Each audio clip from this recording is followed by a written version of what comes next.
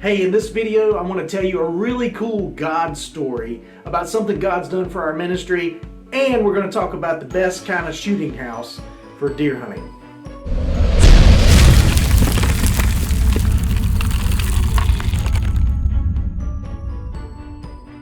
Hey, I want to share a quick verse with you, Philippians 4:19.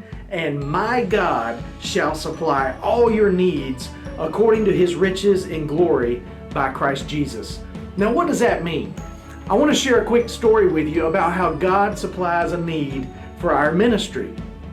You know, in the Old Testament, when God showed up and showed out, they would stop and they would memorialize that by building a monument, okay? When Joshua led the Israelites across the Jordan River and they walked across on the 12 stones, they stopped and they built a memorial. In other points in the Old Testament, they would have a festival. They would create an annual festival to remember what God had done for them. Well, in this age, you know, we do YouTube videos to remember how God has blessed us. So let me share this quick story with you. Our ministry's been doing hunting retreats for deer in Western Kentucky for about 11 years now. And Western Kentucky's been great for our deer hunting retreats. I mean, it's a place that guys want to go. They've got some really big deer, beautiful property, corn fields, soybean fields. The rut coincides nicely with the opening of their rifle season in Kentucky. It's just a great place to do retreats. Well, as a ministry, we've been praying about how we would have more properties to do more retreats on in Western Kentucky. And we've been looking for the right kind of lease, and it just hasn't worked out. Not too long ago, I got a phone call from a lady in Western Kentucky who owns a couple of different farms. And she actually is an organist at her church, and she had found out about our ministry through her pastor. And she called me and said, hey, would y'all be interested in leasing this property? And of course, I'm like, well, probably. So we sent some of our volunteers in Western Kentucky. We sent them out there to go check out the property. They came out and said, yeah, this is pretty good property. When we were discussing the price, I mean, I didn't know, what to offer her for this lease. And I threw out a number and she said, oh no, we're gonna go lower than that number. So only God can open doors like that for our ministry. So with those two new farms in Western Kentucky, some of our pro staffers out there said, look, we really need shooting houses on these properties. There's not a lot of places to hang a tree stand, so we really need some shooting houses. And I'm thinking, okay, have you been to Lowe's lately? The price of plywood and lumber is absolutely sky high. So I sent out an email to some of our volunteers and I said, hey, does anybody know where we might could get some donated materials, some lumber, some plywood? And one of our volunteers remembered that he had had a conversation with a guy who had come on one of our retreats, and he was a general contractor and he builds apartment complexes and things like that. And he mentioned that he may be working on a job where there's going to be some excess material that they're not going to need to finish the job. Well, I'm going to show you in just a minute. I'm going to take you outside and show you this unique donation that our ministry has received, and what a blessing it is. All right, it finally cooled off enough to come outside and do a little bit of work. And so I want to share with you what a very generous donor gave to our ministry. You will see it right here on this trailer.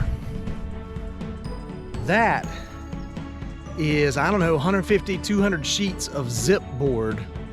And I didn't really know what zip board was, but it's like a OSB plywood that's got almost like a Tyvek weatherproofing type thing built into it.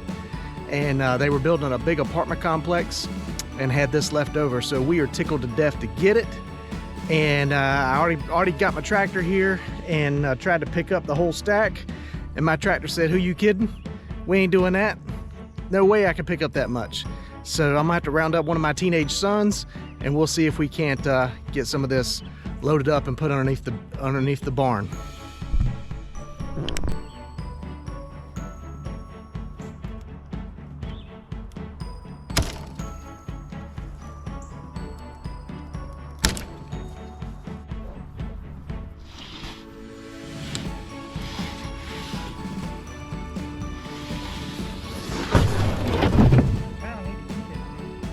Square.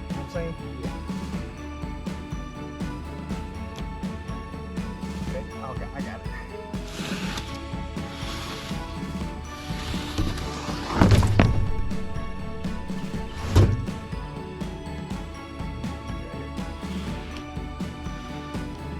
Is that warm enough below it? Nope. Okay.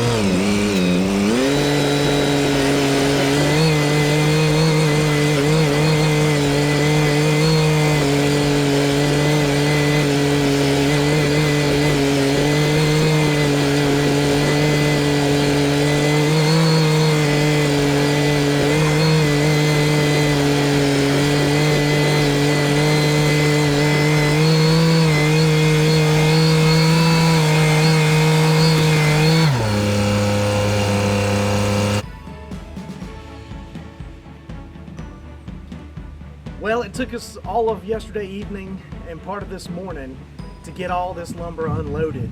And we finally got it stacked up underneath the shelter here for good storage. And I'm so thankful for the donor who donated this, and also the landowners in Kentucky where the farms are. So here's my question, and I need your help. What type of shooting houses should we build? Should we make them 4 foot by 4 foot, 4 foot by 6 foot? Should we use elevator brackets? It's something that we can transport easily, pick them up with the forks on the tractor and put them on a trailer, haul them to Kentucky. Give me your input. Make a comment below the video. If you got a picture of one that you've built, post it down there below and let's see it. I'd love to see it. Hopefully we'll have a video very soon of myself and some volunteers building these things, and then we'll make a video when we install them in Kentucky. So I just wanted to share that story with you. I hope it inspires and encourages you the way that it encourages me when God provides these things for our ministry. Hopefully you'll join us on a retreat and you'll get to sit in one of these shooting houses that we're about to build. Thanks for watching Ironman Outdoors.